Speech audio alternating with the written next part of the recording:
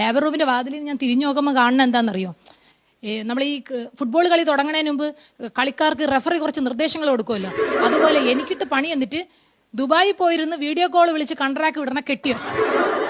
നെഞ്ചത്ത് കയ്യും വെച്ച് ഗണപതി ഹോമം ഭഗവതി സേവയും ഒറ്റയ്ക്ക് ഒരുമിച്ച് നടത്തണം എൻ്റെ പെറ്റമ്മ. കൂട്ടത്തിൽ ദൈവത്തിനൊരു കൈക്കൂലിയും കൂടെ. എന്താണെന്നറിയോ?